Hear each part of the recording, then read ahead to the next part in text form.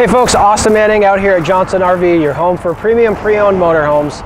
Today I'm very excited to show you one of our newest additions. It's a 2015 Roadtrek CS Adventurous. Let's go check it out.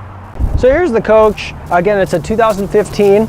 It's from Roadtrek. This is their CS Adventurous model. So of course this is going to be a Class B RV.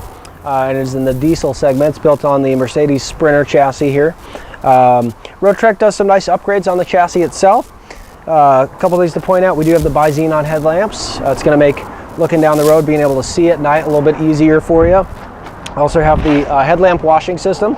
So if you're getting some mud on there, that is going to help keep those clean, keep that bright light shining for easy visibility. Speaking of visibility, we also have the fog lamps on the chassis there too, which here in Oregon, maybe on a nice summer day like today, isn't necessary, but a lot of times throughout the year we get a fair amount of fog, so that would come in handy there. A nice chrome grille on the front there. It's a 3-liter V6 turbo diesel engine from Mercedes. So as far as gas mileage is concerned, the Sprinters typically look at about 18 and a half miles per gallon as a starting point on this engine. It's kind of a neat fun fact there. Your diesel engines from Mercedes come with a break-in period, if you will. So they get better with age, like kind of like wine. Once you get this up to about 65,000 miles, that's where you're really going to start seeing your best gas mileage. You can go all the way up to about, I've heard even up to about 24 miles per gallon, which is, in the RV world, that's pretty exceptional. Upgrades on the exterior here, we are looking at some beautiful Alcoa wheels. Alcoas are a very nice upgrade, very desired upgrade on a coach like this for a couple different reasons. They're a little bit lighter weight because they are aluminum as opposed to the stock steel.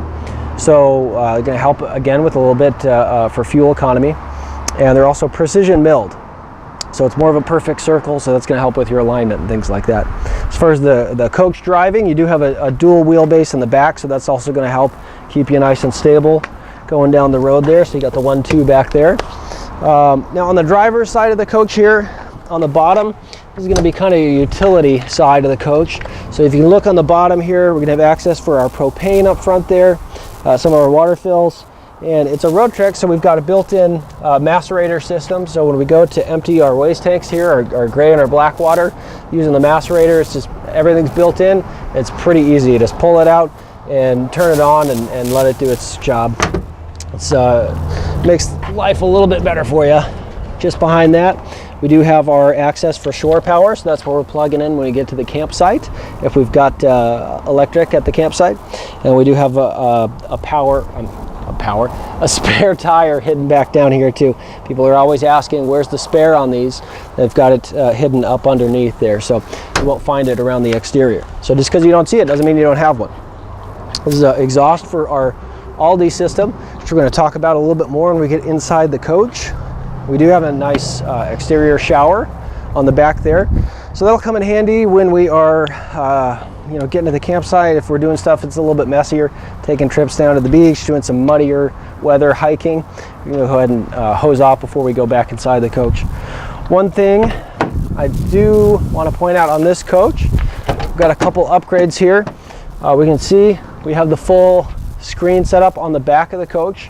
It's going to help open these up and get a nice breeze going. You can actually unhinge these doors off their tracks, open them all the way up. They actually magnet attached to the coach itself, so you can get a fair amount of breeze going through here without bringing the bugs in. And then underneath here, there's a little pad set up back here. Can't see it too well. Maybe I'll unzip this for you a little bit. We do actually have a twin bed sleeper setup, which was an option on the CS Adventurous. So you can actually get not only people sleeping in the back, but you can actually add a little bedding area to the front there. Moving around to the front of the coach here, it's a pretty nice day out, but I'm still going to throw my awning out, get my patio set up. We have a power awning. Access to that is right here above the passenger side door. You've got an in and out switch. It's going to power, bring that awning in and out there. And of course we do have the pitchable legs, so if I wanted to, if it was pouring down rain and I wanted to control which side my campsite was drained into, I could go ahead and lower one side or the other and make sure that rain's going one way or the other, whichever I wanted to. Let's go take a look at the inside and check it out. So this is a pretty cool area in the CS. What makes the CS, or at least one of the reasons that it's the CS, is it does have the third captain's chair up front. So that's nice. It's a belted passenger's chair. It's every bit as comfortable as your Mercedes seats up front. Ultra leather seating on all the surfaces here. Both our seats up front are on swivel bases. So we can see that driver's seat right now is facing forward, but I've got the passenger seat faced all the way around. It can be just swiveled around on its base there, locked in place when it's ready to hit the road.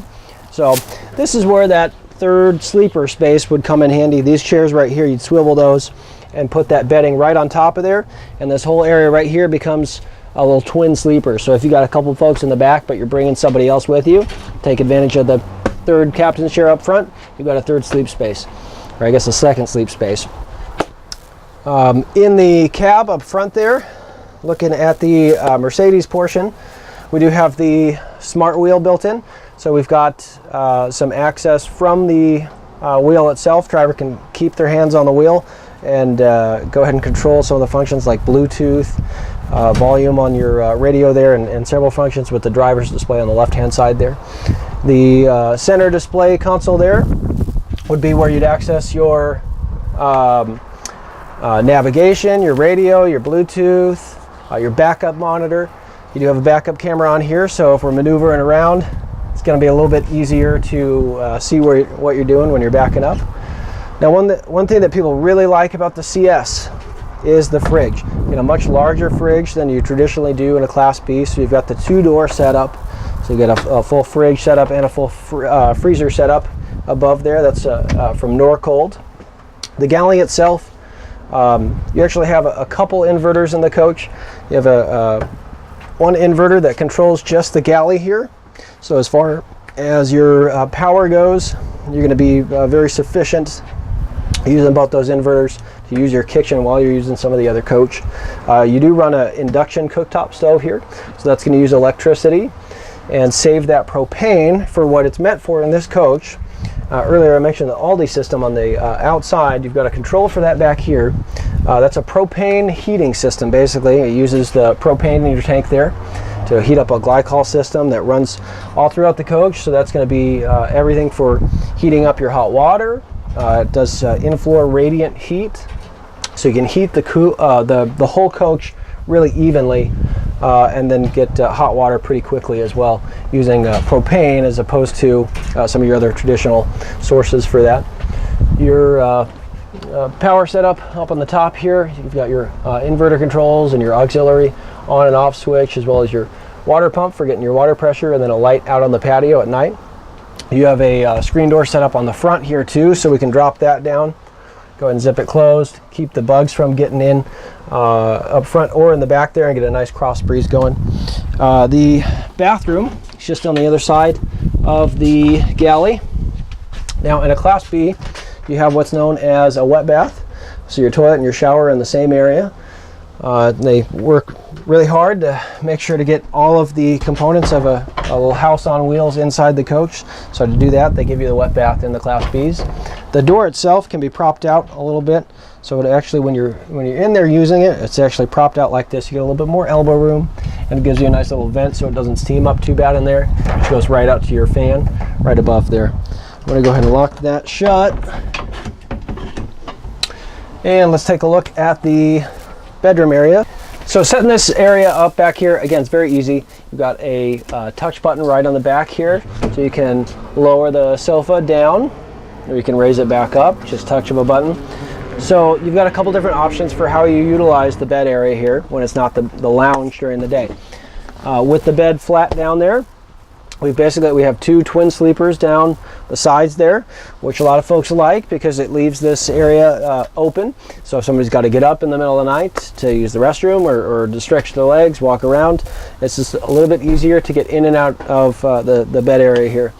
Now, you can turn the whole area into one big bed as well. So underneath your seating here, you have a board that's going to complete this space here. So it's basically a support between your two bench seats, and then the cushions from the side is going to sit on top of that bed. So when you've got the sofa folded flat and you've got bench seats connected, you have one large sleeping area. Now in the back here, we do have a little fold out workstation. You can use that as a nice little counter space for maybe a laptop or something when you're hanging out down here.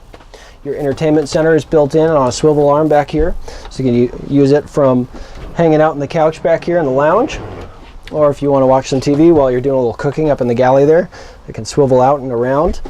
Built-in DVD system up top there. And check out the storage in the Class B.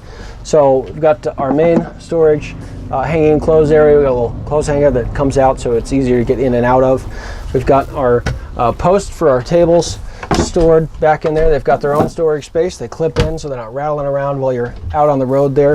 And then everywhere overhead, it's going to be nice big open storage bins.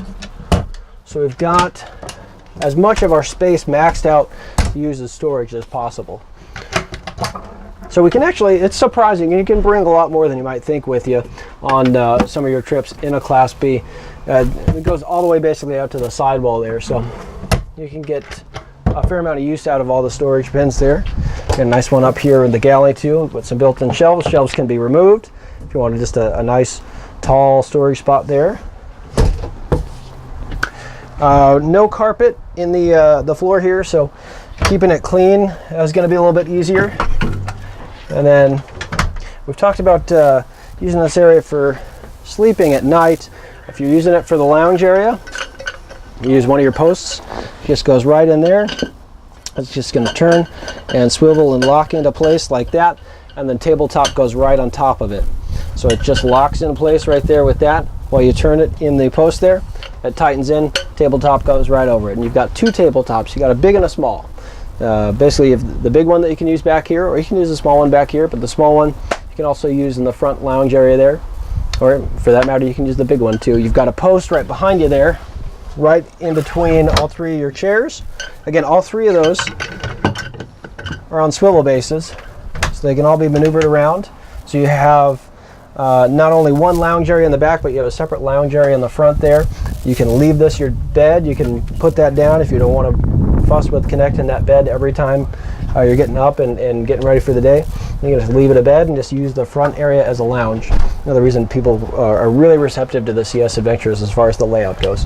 It's a beautiful coach. Again, it's a 2015 CS Adventurous from Roadtrek, part of our premium pre-owned inventory here at Johnson RV. So it's going to come with a full 60-day warranty. I hope you liked the video. Thank you very much for watching. Make sure you ask for Austin when you come out. We'd be happy to help you out.